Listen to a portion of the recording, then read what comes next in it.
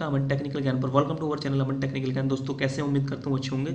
और जैसा कि हमारी सीरीज चल रही थी स्किल टेस्ट की, डीआरडीओ स्किल टेस्ट की, तो उसी के क्रम में हमारा जो आज विजिट टॉपिक है और हम उन टॉपिक्स के बारे में जो है चर्चा करेंगे यहाँ पर, जो पिछले रिक्रूटमेंट में पूछे गए हैं। जैसे हमारा डीआरडीओ है, इसरो है, एनएफएल है, यहाँ पर जो क्वेश्चन पूछे गए हैं पिछले रिक्रूटमेंट में, वो क्वेश्चन और कौन कौन से क्वेश्चन पूछे जा सकते हैं वो क्वेश्चन, उन पर चर्चा करेंगे। तो सबसे पहले मैं यहाँ वाइवा के बारे में चर्चा करूँगा कि वाइवा में क्या क्या पूछा जा सकता है, वो मैं आपको बताऊँगा। उसके बाद में बताऊँगा कि ट्रांजिस्टर को कैसे करके चेक किया जाता है कि ये एमपीएन ट्रांजिस्टर है या फिर पीएनपी ट्रांजिस्टर है। कैसे करके उसे आइडेंटिफाई करें कि ये इसके कलेक्टर कौन सा है, इमीटर कौन सा है और बेस कौन सा है। ये क्वेश्चन आपका हर स्किल टेस्ट में पूछा ही जाता है, बहुत ही इंपॉर्टेंट क्वेश्चन है। और आप अपना मल्टीमीटर और एक ट्रांजिस्टर लेके बैठ जाइएगा और जैसा जैसा मैं बताता हूँ वैसा वैसा आप कीजिएगा।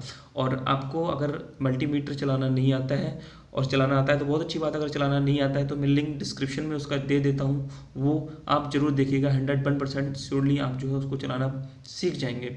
तो चलिए मैं वाइवा के बारे में पहले आपसे थोड़ा डिस्कस कर लेता हूँ वीजीटी के रिगार्डिंग। तो वीजीटी की फुल फॉर्म आपसे पूछ सकते हैं। वीजीटी की फुल फॉर्म तो पता ही होगा आपको क्या है। वीजीटी की फुल फॉर्म जो है बाइपोलर जंक्शन ट्रांजिस्टर है। इसमें जो 3 टर्मिनल होते हैं, बेस, इमीटर और कलेक्टर होते हैं। डोपिंग लेवल आपसे पूछा जा सकता है, तो आपको पता होगा कि डोपिंग लेवल इमीटर में की सबसे ज़्यादा होती है, उसके बाद में कलेक्टर की डोपिंग लेवल आती है, उसके बाद में बेस की सबसे कम होती है। तो वो क्वेश्चन आपसे इस तरीके से पूछ सकते हैं कि सबसे ज़्यादा डोपिंग किस में होती है, तो आपको बता देना है इमीटर में होती है। वो सबसे पूछ सकते हैं कि सबसे बड़ा साइज कौन सा होता है, तो आपको कलेक्टर बताना है। वो पूछ सकते हैं आपको सबसे कम साइज किसका होता है, तो बेस बताना है। वो पूछ सकते हैं कि मीडियम साइज किसका होता है, तो आपको मीटर बताना है। तो सबसे पहले हम डोपिंग लेवल की बात करेंगे, तो डोपिंग लेवल मीटर में होती है सबसे ज़्यादा, उसके बाद कलेक्टर में, उसके बाद बेस में। और साइज की बात करें तो साइज सबसे बड़ा होता है कलेक्टर का, उसके बाद मीटर का, उसके बाद बेस का। ये क्यों होता है इस पर हम चर्चा नहीं करेंगे, क्योंकि इस पर चर्चा करेंगे तो जो है हमारी वीडियो लंबी हो जाएगी। और ये सब आपको पहले से ही पता होगा कि क्यों होता है। तो कलेक्टर का क्यों होता है, क्योंकि वहाँ पर हमारे जो चार्जेस होते हैं वो कलेक्ट करता है कलेक्टर, इसलिए वो हमारा कलेक्टर बड़ा होता है। एमीटर में डोपिंग ज़्यादा क्यों होती है, क्योंकि वहाँ पर जिसकी डोपिंग जब सबसे ज़्यादा होती है तो उसकी कंडक्टिविटी सबसे ज़्यादा होगी। तो कंडक्टिविटी जहाँ से ज़्यादा होगी तो वहाँ से चार्जेस होते हैं वो ज़्यादा इमिट होंगे। तो इमीटर का काम क्या होता है कि चार्जेस को इमिट करना। कहाँ पर इमिट करना, कलेक्टर पर। और बेस का क्या काम होता है, उस जो हमारे चार्जेस होते हैं, जो भी होते हैं हमारे बाइपोलर, यानी कि होल्स हो सकता है, हमारा इलेक्ट्रॉन हो सकता है, तो उनको कंट्रोल करने के लिए वो हमारा बेस जो है टर्मिनल होता है। तो आपसे क्वेश्चन यहाँ पर और पूछ सकता है कि इसमें कंट्रोलिंग टर्मिनल कौन सा होता है, तो कंट्रोलिंग टर्मिनल हमारा कौन सा होता है, बेस। बेस ही हमारा जो है वो चार्जेस को, यानी कि इलेक्ट्रॉन हो या फिर होल्स हो, उसको कंट्रोल करता है। तो उसके बाद में हम आपको सबसे इम्पोर्टेंट क्वेश्चन बताते हैं कि अगर कोई अननोन आपको ट्रांजिस्टर कोई दे देता है तो आपको कैसे करके उसे आइडेंटिफाई करेंगे कि ये एनपीएन ट्रांजिस्टर है या फिर पीएनपी ट्रांजिस्टर है। कैसे करके आइडेंटिफाई करेंगे कि इसमें इमीटर कौन सा है, बेस कौन सा है, कलेक्टर कौन सा है। तो चिंता करने की बिल्कुल बात नहीं है। मैं आपको यहाँ पर जो है बहुत ही अच्छी ट्रिक, बहुत ही अच्छी यहाँ पर कॉन्सेप्ट लेके आया हूँ। और अपना मल्टीमीटर और एक ट्रांजिस्टर अननोन जो आपको पता ना हो वो लेके बैठ जाइएगा, और डेफिनेटली हम सीख जाएंगे कि कैसे करके इसके मेजरमेंट किया जाता है, कैसे करके इसमें मीटर का पता लगाते हैं, बेस का पता लगाते हैं, कलेक्टर का पता लगाते हैं, कैसे करके हम एनपीएन का पता लगाते हैं और कैसे करके हम पीएनपी का पता लगाते हैं। उससे पहले मैं आपको बता दूं यहाँ पर, उससे पहले बता दूंगा आपको, इसमें 3 लेयर होती हैं और 2 डिप्लेशन लेयर होती हैं, यानी कि जिसे हम 2 जंक्शन बोलते हैं इसको हम जंक्शन भी बोल सकते हैं डिप्लीशन लेयर को, क्योंकि ये क्या होता है माइक्रोमीटर में होता है, तो इसको डिप्लीशन लेयर को हम जंक्शन भी बोल सकते हैं। और 3 टर्मिनल की ये हमारी डिवाइस होती है, कौन सी, वीजीटी। तो एक बार फिर से रिकॉल कर लेते हैं, 3 लेयर की 2 जंक्शन वाली 3 टर्मिनल की हमारी डिवाइस होती है। अब हम इसके इंटरनल जो स्ट्रक्चर होता है उसके बारे में बात करते हैं। देखिए ये जो हमारा एक आपको दिख रहा होगा एक चित्र बना हुआ है, एक इमेज, तो ये जो है ना, ये इसका इंटरनल स्ट्रक्चर होता है ट्रांजिस्टर का। इसमें क्या होता है कि हमारे 2 डायोड लगे होते हैं सीरीज में, उसके बीच से हमारा एक टर्मिनल निकाला जाता है, वो बेस कहलाता है। तो ये हमारा इंटरनल होता है। अब हम आपको बताएंगे कि इसमें कैसे करके इसकी वर्किंग होती है। तो देखिए ये जो आपका डायोड दिख रहा है ना, ये वाला, ये डायोड, इसमें क्या है, ये वाला इसका जो टर्मिनल है, ये हम इसको कैथोड बोलते हैं, ये वाले इसको क्या हम बोलते हैं, एनोड। इसी तरीके से इसमें इसको हम क्या बोल देंगे, कैथोड बोलेंगे, इसको क्या बोलेंगे, एनोड। तो कैथोड वाला जो हमारा टर्मिनल होता है ना, उसको हम निगेटिव बोलते हैं। एनोड वाला टर्मिनल होता है ना, उसको हम पॉजिटिव बोलते हैं। इसी तरीके से इसमें कैथोड वाला ये होगा, इसको निगेटिव बोलेंगे, और ये वाला कौन सा हो गया, कैथोड एनोड। तो इसको क्या बोलेंगे, पॉजिटिव। तो ये दोनों तो हमारे पॉजिटिव हो गए, ये दोनों हमारे पॉजिटिव हो गए, ये दोनों हमारे निगेटिव हो गए। तो ये तो कॉमन है, तो इसको हम एक बोल सकते हैं पी।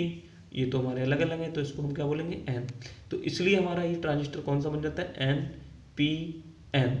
और पीएनपी, अब ये पीएनपी देख लीजिए, इसमें क्या होता है, ये वाला हमारा पॉजिटिव टर्मिनल होता है, जैसा मैंने पहले बताया, ये हमारा कैथोड एनोड होता है, ये वाला कैथोड होता है, ये वाला एनोड होता है, ये वाला कैथोड होता है। तो कैथोड को हम क्या बोलते हैं, निगेटिव, और एनोड को क्या बोलते हैं, पॉजिटिव। तो यहाँ पर कैथोड के दोनों हमारे कॉमन हो गए, तो उसको मिलाकर हमने एन लिख दिया, यानी कि निगेटिव। और ये हमारे दोनों अलग अलग टर्मिनल हैं, तो इसको हम क्या बोल देंगे, पी एन पी, और इसको हमने क्या बोला, एन पी एन। ये तो हमारा इंटरनल स्ट्रक्चर हो गया समझने के लिए, ये तो हमारा समझने के लिए हो गया। लेकिन अगर अननोन हमारे पास ट्रांजिस्टर आ जाता है फिजिकली, तो कैसे करके पहचानेंगे, अब हम उस पर चर्चा करते हैं। तो उसको समझने से पहले ना हमें डायोड के बारे में समझना पड़ेगा। तो डायोड के बारे में आपको पता ही होगा कि ये एनोड है, ये कैथोड है। अब हम मल्टीमीटर का जो पहले मल्टीमीटर को हम सेट करते हैं कंटिन्यूटी पर सेट करने के बाद में कंटिन्यूटी, या फिर हमारा एक डायोड का अलग से स्लाइड आता है, उस पर हम सेलेक्ट कर सकते हैं। तो ये वाला एनोड है, ये वाला कैथोड है। एनोड में जो उसमें प्रोब्स लगी होती हैं, एक हमारी रेड कलर की होती है और एक ब्लैक कलर की होती है निगेटिव। तो जो रेड होती है वो पॉजिटिव होती है, और जो ब्लैक होती है वो हमारी निगेटिव होती है। अगर हम यहाँ पर एनोड है ना, ये हमारा एनोड है और ये हमारा कैथोड है। अगर इस पर हम रेड प्रोब लगाते हैं, यानी कि पॉजिटिव प्रोब लगाते हैं, और यहाँ पर हम ब्लैक प्रोब लगाते हैं, यानी कि निगेटिव प्रोब लगाते हैं, तो हमारा क्या होता है, उस समय कुछ रेजिस्टेंस हमारा दिखाएगा। मल्टीमीटर में रेजिस्टेंस क्यों दिखाता है, क्योंकि इसमें एक लेयर बीच में होती है, उसका रेजिस्टेंस ये दिखाता है। और जब हमारी पॉजिटिव से पॉजिटिव, यानी एनोड से हम रेड को जोड़ देते हैं और कैथोड से हम नेगेटिव को जोड़ देते हैं, यानी कि ब्लैक से जोड़ देते हैं, तो उसमें क्या होता है, ये डायोड हमारा फॉरवर्ड वाइज में आ जाता है, और ये एक बाईपास की तरह काम करता है। अब बाईपास में उसमें कंटिन्यूटी तो नहीं बोल सकती, क्यों, क्योंकि इसके अंदर जो है चार्जेस होते हैं, तो उनका, और इसमें एक जंक्शन होता है, तो उसका रेजिस्टेंस आता है। तो वो रेजिस्टेंस आपको जो है डिस्प्ले पे जो है आउटपुट में दिखेगा। अगर कोई भी हमारा आउटपुट पे नहीं आ रहा है, तो ये तो इसका मतलब ये है अंदर से जो है ओपन है। ओपन का मतलब ब्रेक हो गया है, ये ख़राब हो गया है। लेकिन अभी हम क्या करते हैं, इस पर अगर कोई रीडिंग आ रही है, तो इसका मतलब ये है कि रेड वाला यहाँ लगा हुआ है और ब्लैक वाला हमारा यहाँ लगा हुआ है। तो आसानी से हम डायोड के बारे में समझ सकते हैं। जब ये फॉरवर्ड वाइज में आता है, तो हमारा जो है आउटपुट, उसके रीडिंग जो है कुछ ना कुछ दिखेगी आउटपुट पे, ठीक है। तो चलिए हम यहाँ पर देखते हैं। अब हम यहाँ पर देख लेते हैं, ये वाला ये हमारा जो है टर्मिनल पी है, ये वाला भी पी है, ये एन है। अब देखो ये हमारा इंटरनली स्ट्रक्चर है डायोड, उसका ट्रांजिस्टर का। अब अगर यहाँ पर हम रेड प्रोब लगाते हैं और यहाँ पर हम ब्लैक प्रोब लगाते हैं, तो इसमें कुछ ना कुछ रीडिंग आएगी। उसके बाद में यहाँ पर रेड प्रोब लगाते हैं और यहाँ पर भी हमने हमारी ब्लैक प्रोब लगी हुई है, तो ये वाला तो कॉमन हो गया, यानी कि हम यहाँ पर कॉमन लगा के, यहाँ पर नेगेटिव वाले पे हमने कॉमन प्रोब लगा दी है ब्लैक वाली, और दोनों पे हम यहाँ पर भी पॉजिटिव पे भी लगा रहे हैं, उसके बाद में यहाँ पे भी लगा रहे हैं, और दोनों पे रीडिंग आ रही है। अब दोनों पे रीडिंग आ रही है, अब हमें ये समझना है, अब इस चीज़ से हमें एक चीज़ तो पता लग गया है कि जिस चीज़ पे हमने कॉमन किया है ना, यानी कि ब्लैक वाला हमने यहाँ पे रखा हुआ है और दोनों पे रीडिंग आ रही है, साइड में भी रीडिंग आ रही है, साइड में भी रीडिंग आ रही है, तो बेस तो हमारा हो गया। वो बेस कौन सा हो गया, जिस पे रख के हमें दोनों टर्मिनल पे कुछ ना कुछ रीडिंग आ रही है, वो हमारा बेस हो गया।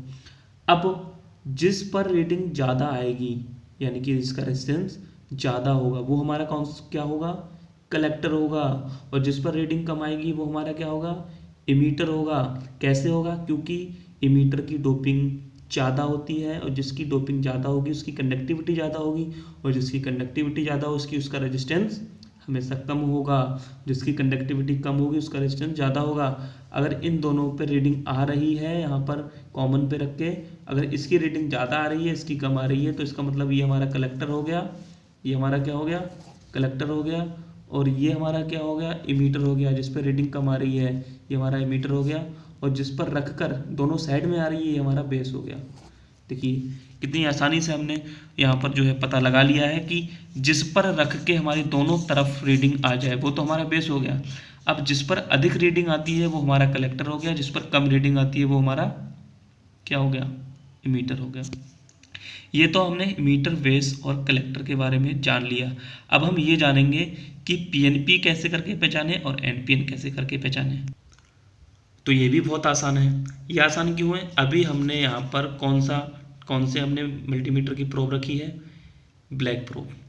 ब्लैक प्रोब का मतलब नेगेटिव, यानी कि कॉमन कौन सा हो रहा है? नेगेटिव। तो बीच में कौन सा आ रहा है? एन।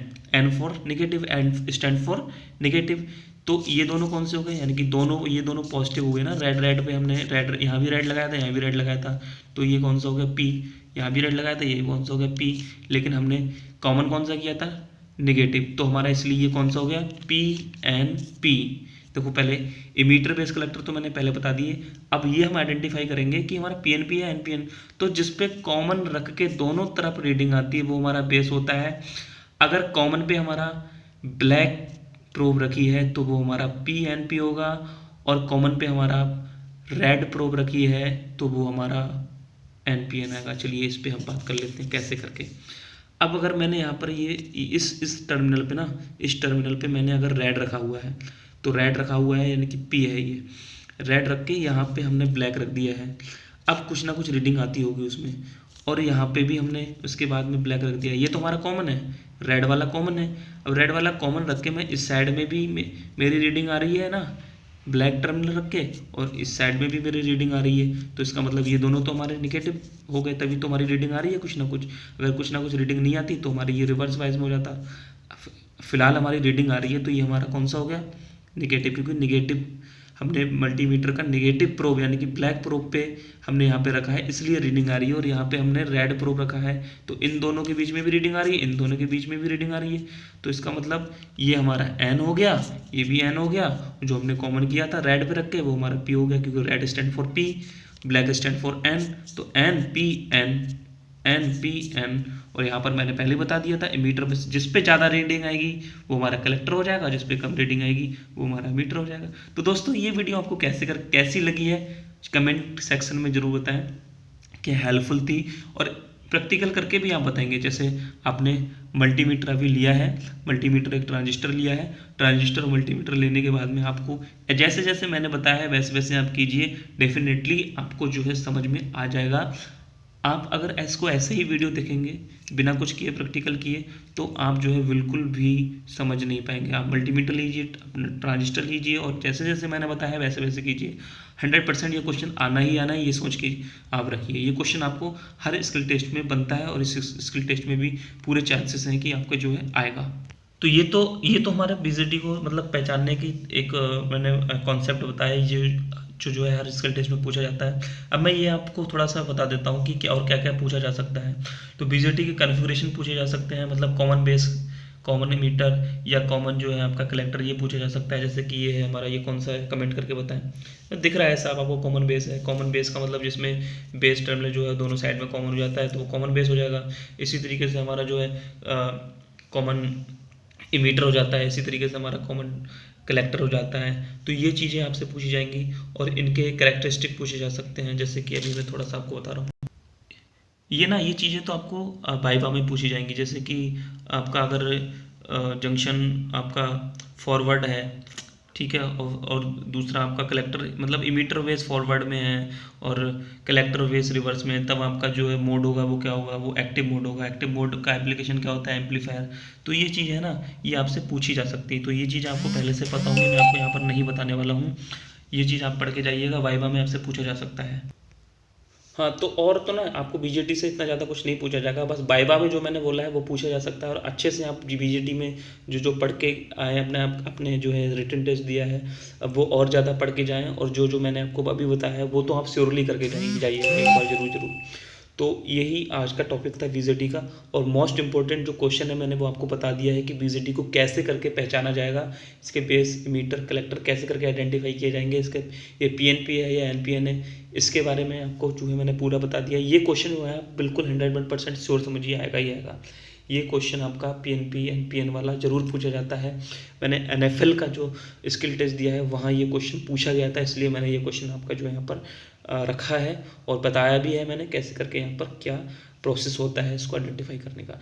तो होप आपको जो है ये वीडियो पसंद आएगी, और थोड़ा सब्सक्राइब भी कर दिया करो अगर आपकी इच्छा हो, आपको कंटेंट अच्छा लग रहा हो, अदरवाइज आपकी इच्छा है। Thank you.